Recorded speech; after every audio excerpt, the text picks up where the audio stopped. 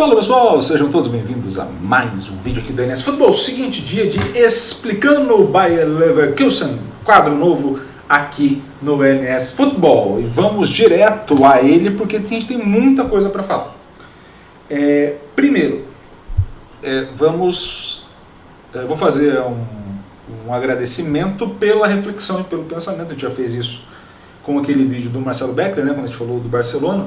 Vou fazer também em relação ao vídeo do Quesada, tá? Do Arthur Quesada, correspondente da TNT Sports, né, do grupo Warner Bros. Discovery e outros adendos a mais que eles vão colocando ao longo das compras da empresa, que fez um vídeo falando sobre como esse Bayer Leverkusen joga, e foi o vídeo que me motivou a ir um pouco mais a fundo na análise dessa equipe especificamente, de outros jogadores, para ter ponto de comparação dentro da própria Bundesliga, e a gente poder ter essa noção, essa organização mais bem elaborada aqui no canal. Então, assim, a partir daquele vídeo houve uma motivação para tentar ver mais jogos do Bayern, para tentar ver do Bayer Leverkusen, para tentar ver mais jogos do Bayern, e também para a gente poder identificar em termos de números o que eles vêm fazendo e como a gente pode fazer a leitura dessa equipe. Então fica aqui o agradecimento também ao Quesada, que tem um gelado. O Quesada que foi espetacular com o André Henning, tá? Deixei isso claro, que foi muito bom, tá?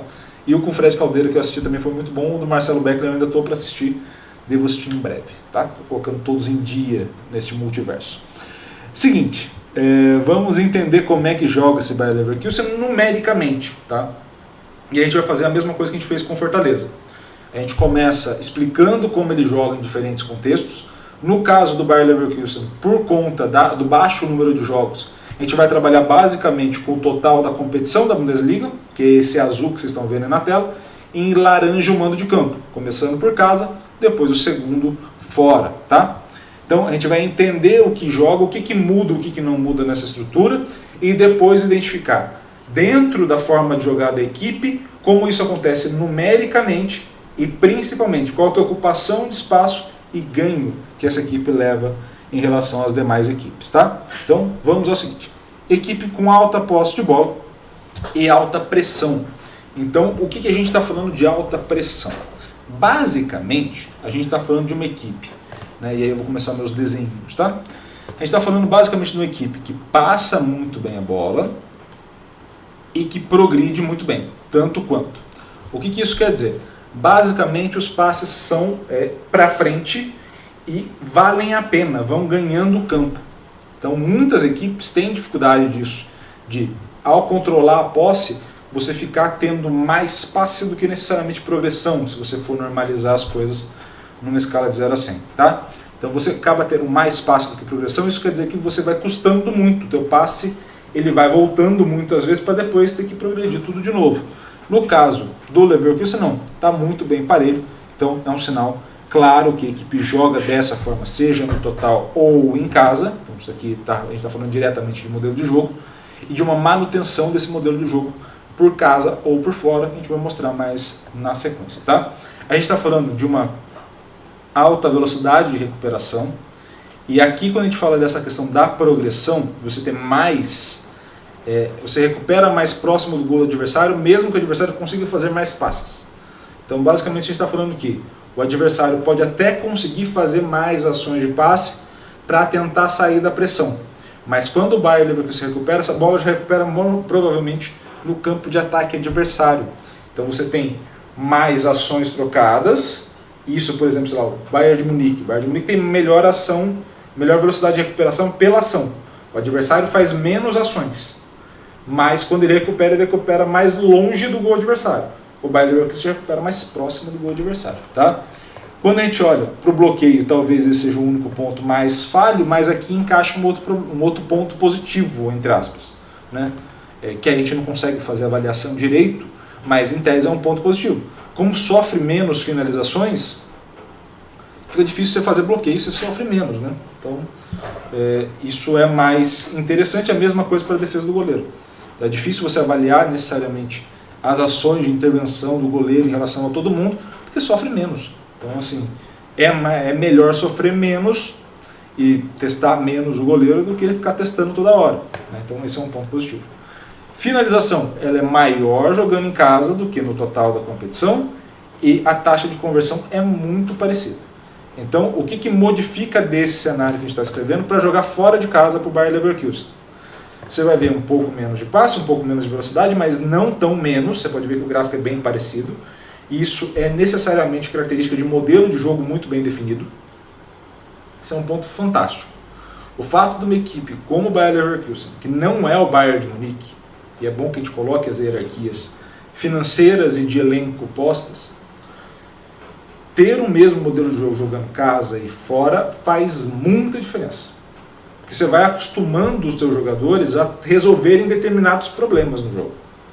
E isso é mantido em todos os cenários. Isso é muito importante. E isso, para quem assistiu o jogo contra o Bayern de Munique, 2-2, foi exatamente isso. Você teve um Bayer Leverkusen jogando como ele sempre joga. Então isso vai impondo a ele uma determinada sequência de problemas a serem resolvidos. Quando você começa a alterar muito estratégico, a não ser que seja um negócio muito bem elaborado, né, meio Guardiola da vida, tipo, pô, eu tenho duas estratégias muito bem feitas, dá muito errado. Porque você começa a ter bons resultados casa, mal fora, ou bons fora, mal em casa. Você começa a ter uma alternância que não é necessária. E o Bayer Leverkusen começa a ter uma manutenção. Claro, cai o número, por exemplo, de finalizações, mas isso é muito comum, até mesmo para os grandes.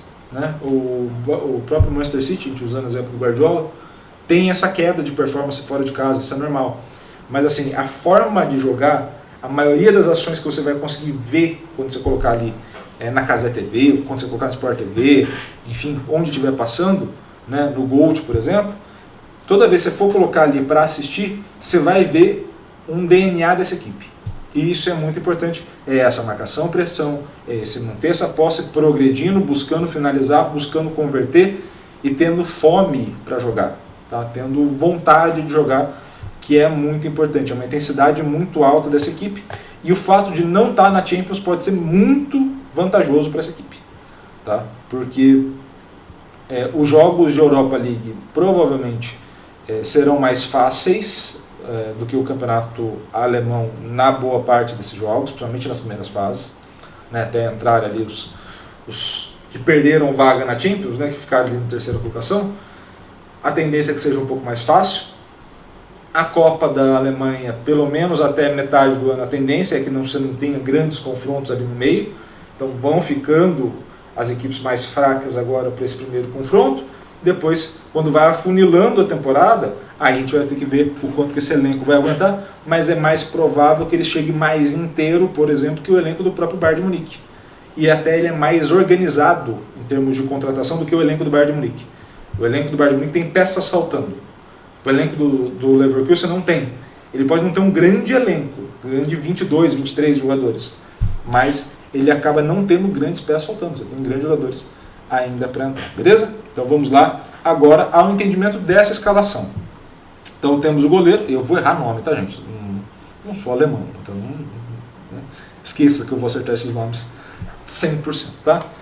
Você tem Haderich no gol, Kizona, e Tipasoba, puta que pariu, hein? Tá foda, hein? Tá foda, chuchu. Na zaga, o trio de zaga, Ezequiel Palacios, ex-River Plate, muito bom jogador. O Xhaka, que veio do Arsenal. Você tem o Grimaldo e o Frimpong, então aqui essa linha com 4 jogadores, tá? E aí você passa até o Wirtz, o Wolfman e o Bonifácio mais à frente, tá? Então você tem essa formação. Essa formação lembra a formação do ano passado do Manchester City. 3 zagueiros, um quadrado ali no meio campo, com 2 caras mais espetados à ponta, e um 9, um centroavante mais à frente. Qual é a grande diferença logo de cara? Você tem 4 jogadores de meio campo. Essa é a primeira grande diferença. E você tem 3 zagueiros. Então assim, o que a gente está falando de ter 3 zagueiros? Não tem improviso de um lateral, por exemplo, como foi o caso do Walker, quando jogou contra o Real Madrid, por exemplo, né? Você tem um lateral direito postado na zaga e um zagueiro mais à frente aqui para ele descer e formar uma linha com 4 jogadores. Não, você tem de fato 4 meio-campistas e tem 3 zagueiros de fato aqui. Se vocês forem lembrar um vídeo que a gente fez há algum tempo atrás sobre o próprio Manchester City, A gente falava que uma das possibilidades de melhoria do elenco era justamente trazer um jogador para ser meio no lugar dos Stones. Então, de fato, você tem um meio campista, né? Que a gente até na época a gente falou do Kimmich, falou de outros jogadores ali naquela posição. E é justamente o que faz esse Bayer Leverkusen funcionar melhor. Quando você tem esses quatro no meio de campo sendo meio campistas, você tem mais qualidade, você tem menos ponto fraco, e isso ajuda demais. E outro ponto que é importante, você não tem dois pontas abertos, você tem dois laterais abertos. Eles vão subir, eles vão apoiar, mas eles não ocupam esse espaço. Na hora de voltar, você volta formando quase que uma linha de 5. Então, assim, você consegue formular muito bem essa estrutura, ofensiva e defensivamente. É muito difícil você sair desse encaixe de marcação conforme vai acontecendo. Porque se eu marco muita pressão, esses jogadores que estão aqui, eles encaixam a marcação no começo, e mesmo que o adversário consiga ir atravessando, superando essas linhas, esse retorno progressivo vai me formando uma linha de 5 com o Grimaldo e com o Frimpong. Então ele vai formando uma linha de 5, um quadrado no meio campo, mais um jogador, ou seja, mesmo descendo, você tem muito mais equilíbrio defensivo do que você teria, por exemplo, com Grealish e com Mahrez, como era no Manchester City, né? Então, assim, só para a gente pontuar bem essa organização. Tá? Vamos aos jogadores. Melhor goleiro da competição até o momento. Tá? A Iago, a gente falou que não testou muito. Não testou. Mas nesse momento, né, você pode ver que o impacto é baixo, justamente porque não tem tantos goleiros que tenham muito melhor aproveitamento que ele, não. Então, assim, foi testado pouco, do pouco que foi testado foi aprovado, digamos assim. Tá? Então, nota alta para esse goleiro, que ocupa esse espaço de campo, que também não é nada demais, nada fora da curva do que a gente já está acostumado para o goleiro. Tá? Vamos aos zagueiros. O Kossonu tem o overall mais baixo, 36, impacto 9, mas joga muito tempo. Tá? Então você tem ali, de fato, um jogador que consegue atuar muito bem dentro dessa equipe e também cumpre uma função muito mais estratégica de cobrir as subidas do Frimpong do que necessariamente de aparecer para o jogo, ser um destaque da equipe. Então ele vai ocupar bem essa faixa à esquerda, e só para lembrar, quem a gente já for falando vai ficando o campinho aqui com a marcação em vermelho, em azul vai ser justamente o jogador que a gente está falando naquele momento, tá? O destaque naquele instante. Então ele vai ocupar essa faixa para o Frimpong poder subir e ele poder fazer esse apoio defensivo na volta, tá? Na cobertura. Quando a gente estiver falando do por enquanto, o melhor zagueiro da competição, então já temos dois dos melhores para o Bayer Leverkusen, com um bom impacto, 24, e com muito bom tempo, ou seja, jogou boa parte das partidas. Tá? Vai ocupar essa faixa mais central, além de, obviamente, ter um apoio ofensivo bacana em bola aérea. Tá? Quando a gente vai para o top Soba, você vai ter, de novo, um overall muito alto, 7,4, tá? Entre os 4 melhores zagueiros, impacto 17 e tempo 9,7. E aí, esse cara vai ser o cara que vai ocupar toda a parte pela esquerda. Então, assim, você tem uma estrutura já organizada de uma ocupação espacial com os 3 preenchendo esse espaço frontal à área e também essa parte mais à frente, quase na linha de meio campo, subindo essa linha na hora da construção das jogadas, e aí você tem uma saída muito bem apoiada por ali com os 3, tá? Quando a gente já vai começar a ir para frente, né, fazer essa primeira linha do meio campo, você tem o Frimpong pela direita, melhor lateral direito, né, e lateral barra ala, melhor lateral direito, impacto 13, é um impacto mais baixo, mas obviamente ele não vai ser o cara da finalização, né, assim, não vai ser toda vez o cara da finalização, mas ele constrói muito bem e tem feito uma leitura muito boa de jogo. Ele sabe entender o jogo e sabe dar velocidade ou temporizar um pouco mais. É um jogador muito bom, apesar de ser caracterizado pela velocidade, é um jogador que tem uma leitura de jogo muito interessante. Tá? Faz essa questão do corredor aqui pela direita e dá profundidade para a equipe, que é uma questão que por vezes falta para essas equipes que jogam com essa linha de 3 e com 2 pontas, por exemplo, que geralmente caem um pouco mais por dentro, como era o caso lá do Manchester City. Tá? Quando a gente vai subir um pouquinho mais, temos ali o Xhaka, 78 de overall, voltou bem para o futebol alemão, 24 de impacto e vai muito bem no tempo. E onde que ele vai contribuir? Não tanto nessa questão de chegar mais à frente, mas ele vai fazer uma função muito importante, que é passar a bola. Então ele não necessariamente vai ser o cara da finalização, ele não é o cara que vai chegar mais à frente, que vai apresentar um grande destaque, mas ele consegue recuperar, passar essa bola por ele e ser um desafogo dessa equipe. Então ele consegue, repassa a bola, progride a bola, chega no Wirtz, vai chegar no Wolfmann, vai conseguir chegar essa bola nos pontos. Então assim, é um cenário onde esses dois jogadores, tanto ele quanto o Palácio, precisam estar muito bem coordenados em campo, justamente para fazer esse movimento correto de meio campo. É eles que dão ritmo, de fato, a esse ataque, seja temporizando um pouco mais e rodando um pouco mais a bola, ou até mesmo acelerando o passe e encontrando jogadores em velocidade, tá? E ele vai ocupar justamente essa faixa de campo. É ele que dá a conexão entre esses zagueiros e os laterais que vão estar aqui presentes também, tá? Vamos a mais um. Palácios, overall 77, impacto 7-3, ele já pisa um pouquinho mais na área, né? Tem a questão da conversão por conta do pênalti contra o Bayern de Munique.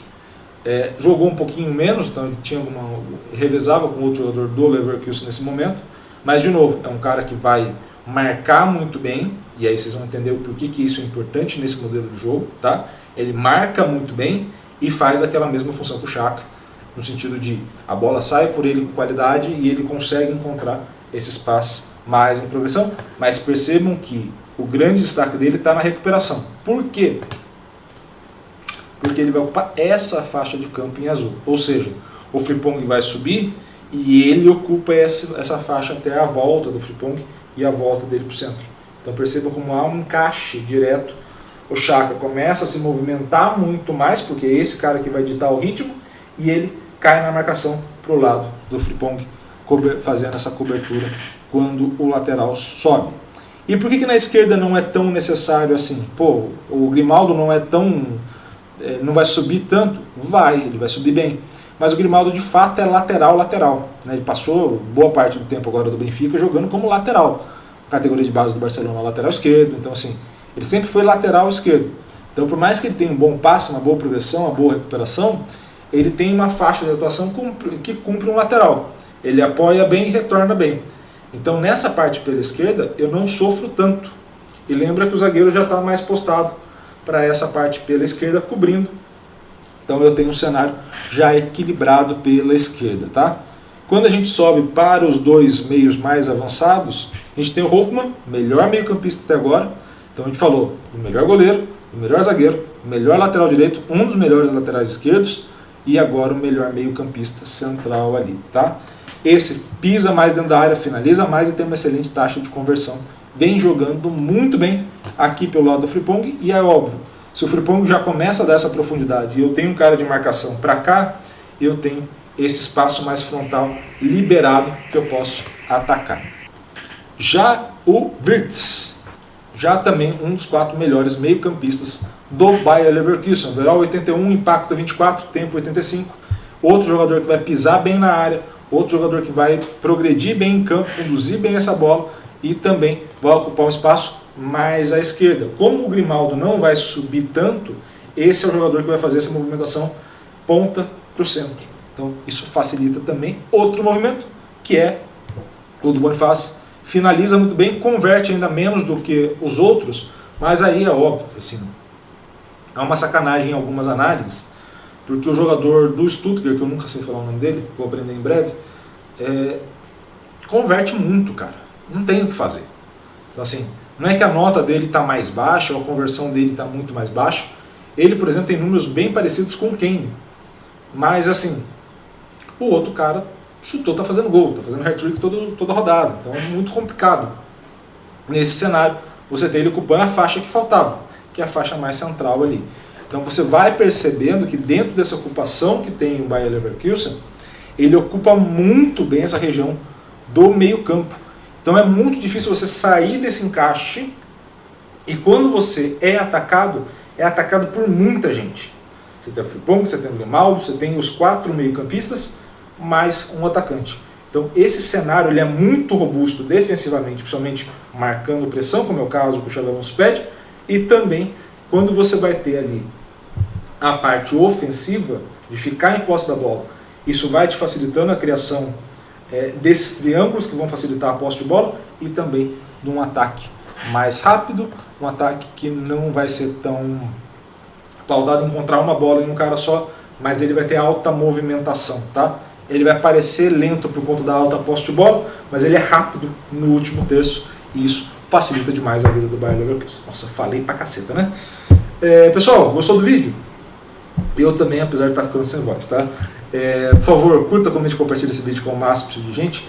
E é claro, se inscreva no canal e ative o sininho para receber todas as notificações. E um pedido especial para vocês. No comentário desses vídeos que a gente está fazendo essa semana e a próxima, basicamente, por favor, deixe se vocês estão gostando do formato, tá? Se está ficando entendível, explicável, essas questões que a gente está colocando.